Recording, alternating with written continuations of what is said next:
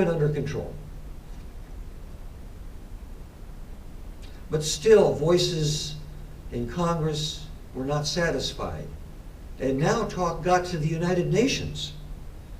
So on August 25th of 1950, President Truman gave a message to the United Nations about Taiwan. He said, "The determination of the future status of Formosa must await the restoration of security in the Pacific, a peace settlement with Japan, or consideration by the United Nations." This was 5 years large in the island. Everybody knew, oh, there's the CIA. So they formed a cover operation. They formed a private company called Western Enterprises, and that became the cover for the CIA operations. Negotiations were underway for the San Francisco Peace Treaty with Japan to formally end the war. And the treaty was signed that year and ratified in 1952. But while the San Francisco Peace Treaty was being discussed and signed and ratified, the killing, the arrests, the torture, the beatings, the intimidation, the threats in Taiwan still continued.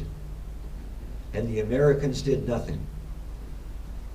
It got so bad that the ROC governor of Taiwan, K.C. Wu, went to Chiang Kai-shek and said, "You've got to stop this. Your soldiers are killing the people." And for that, an attempt was made on Governor Wu's life. So in 1952, Governor Wu had to flee Taiwan, never to return. And he lived in exile in the United States for the remainder of his life. And the Americans did nothing. In 1953, the CIA increased their operations with more spy planes, but they were worried about the repercussions of American pilots being shot down.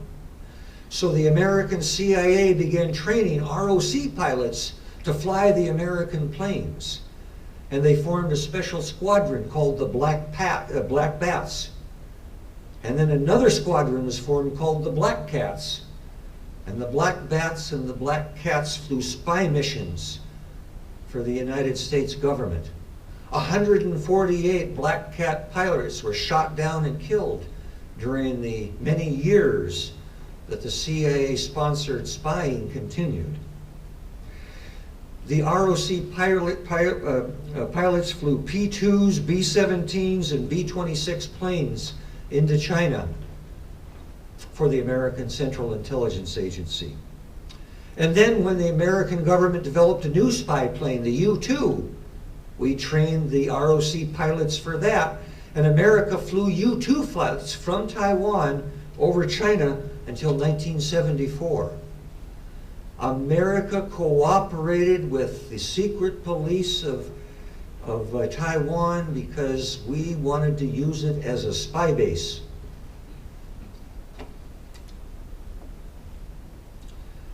In 1952 brought a new election and a new American president. Now Harry Truman, with his bloody hands, was out of office. And Dwight Eisenhower was in office. So what happened? Chiang Ching-kuo gets invited to the United States, entertained at the White House by President Eisenhower. He goes over and meets at the CIA with the CIA director while he's in Washington. And he dropped by the Department of State, where John Foster Dulles, who years earlier had plotted the overthrow of his father, said, "You've been a little rough on the Taiwanese people." A little rough. That's what they're talking about, the White Terror, a little rough. Shame on the American government. January 11th, 1954, time for another CIA secret report. This one was called China in the Shadow of Communism. But they quickly decided, well, this shouldn't be secret. This is good propaganda. And they published it into a booklet. And now America learned about two Chinas, Red China and Free China. Except the problem is, Free China, Taiwan, was neither free nor China.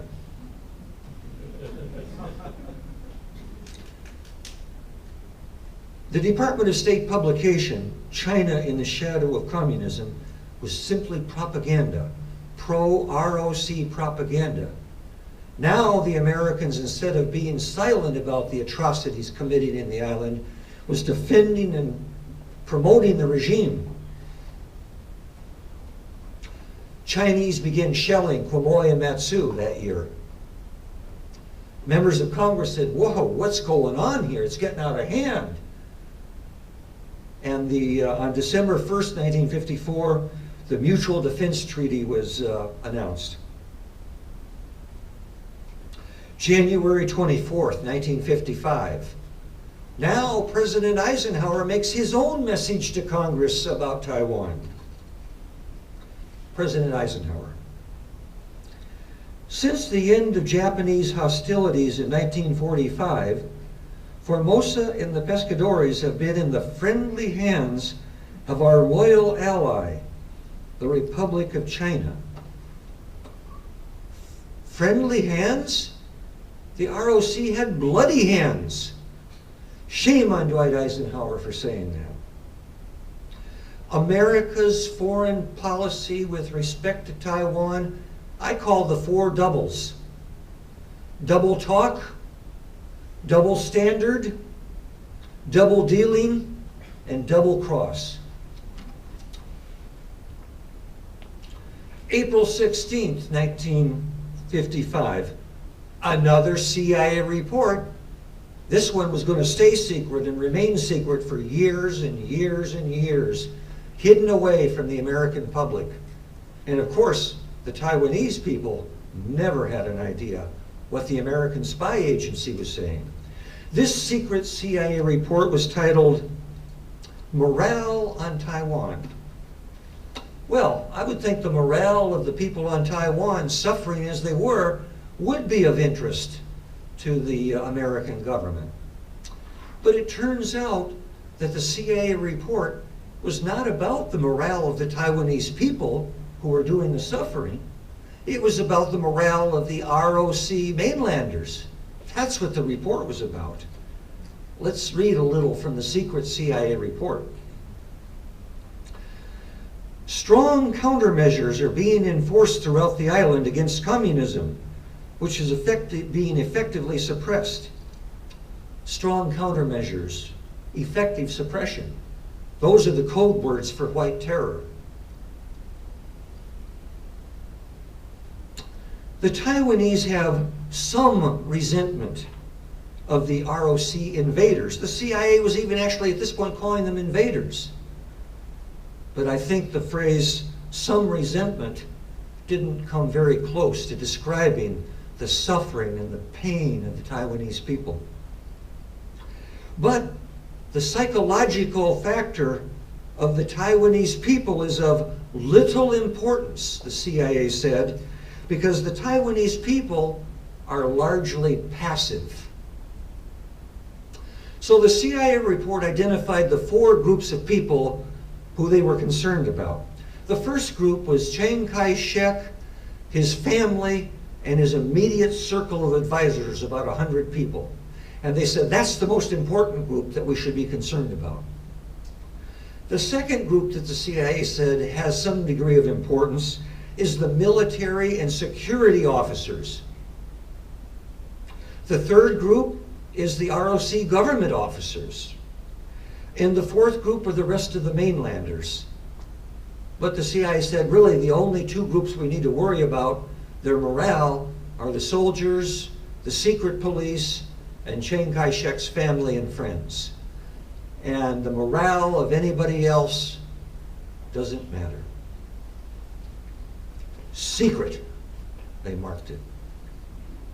President Eisenhower read that report, though. At least he was given it. I presume he read it.